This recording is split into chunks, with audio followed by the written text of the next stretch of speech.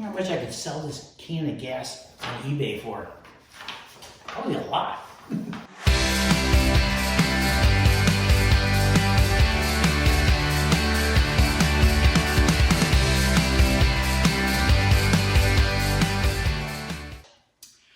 Hey, Mark Greene from Cars Yeah for Covercraft. Gasoline, oh my gosh. You know, when things are affordable, you don't think about how to really save money with those things because, man, you just replace it, it's no big deal. But boy, gas has gotten expensive. I don't have to tell you that. This can, when I filled it up probably 3 months ago, and it's time for me to recycle it because I keep some gas stored here for my generator, was a lot less money. So it's worth a lot more right now, for sure. So I was thinking about how can we save a little bit of money when we're driving with our fuel costs. So I looked it up, you know, that Google thing, they tell you a lot of cool stuff. And so I made a list, it's in the description down below. And if you've got some other ideas, you might want to add that to this video to help others who are watching this and learn from it. But boy, one thing I thought was pretty funny when they listed is, when gas prices are high, it's not a good time to go buy an electric vehicle. Yeah, duh, no kidding. Well, if you're going to be thinking about buying an electric vehicle in the future, you might want to start doing some research because these are relatively new. And if you listen to my podcast, I talk to a lot of people that are in the battery industry, EV industry, and they're coming on strong. I've thought about buying an EV in the future because for what my wife and I do, we don't drive a whole lot. Might be a good thing to park in our garage, but we'll see. Jury's still out for me. Drive smarter is an obvious one, but you don't think about it much. Rapid acceleration. I know, this little baby likes to accelerate rapidly. That turbocharger that's inside here works best when you plant your right foot, but boy, does it suck the gas down. So, yeah, you can save up to 33% if you're just a little easy. And what goes back here is I think about when I went to racing school. They say drive when you're putting your foot in the gas pedal, drive like there's an egg between your foot and the pedal. Easy on the gas, easy off. Same with the brake pedal, of course. That'll save you up to 33%, so they say. Tire pressures. I talk to my mechanics, they say almost every car that comes into their shop has the improper tire pressure.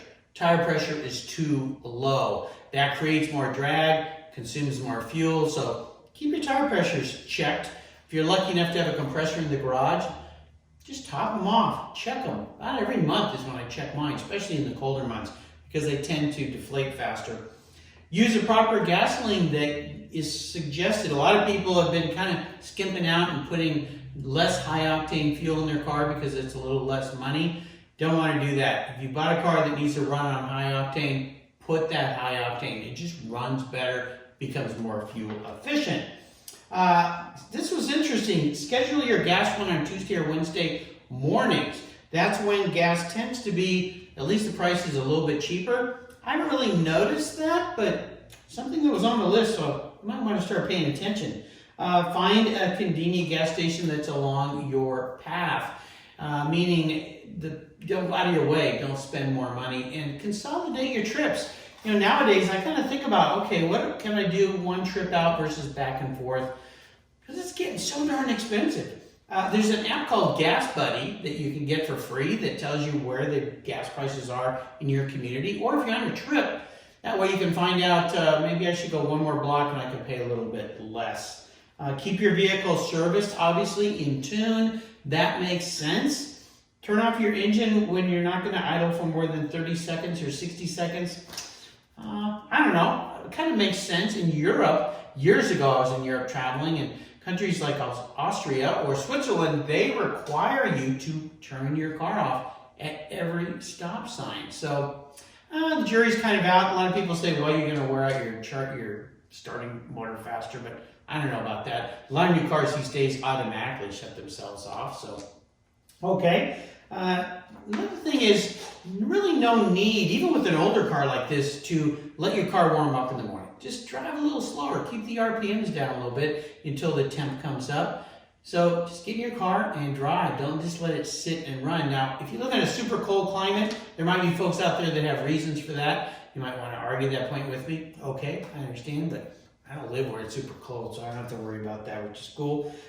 Ditch the junk in the trunk. This is kind of a funny one, but you think about it. Every extra pound adds drag and uses more fuel consumption. So if you're hauling a bunch of stuff around you don't need, take it out of the car, for heaven's sake. Last one's most important to me. Keep your car clean because the air flows over it more smooth and you get better gas mileage. I made that one up. Sounds good though. Good excuse to go clean your vehicle. And of course, a great way to keep your vehicle clean is with Covercraft. Put a car cover on it if you're parked outside, or even on the inside if you're going to park it over a period of time. Floor mats, they've got all sorts of great things. Dash protective sun screens, which is great to keep the heat down in your car so you don't have to turn the air conditioning on, which uses more fuel. So if you have some other ideas to save fuel, I'm all ears because, boy, I've never spent so much money filling up either of my cars. So check it out. Mark Greene from Cars Yeah for Covercraft. Covercraft, protecting the things that move.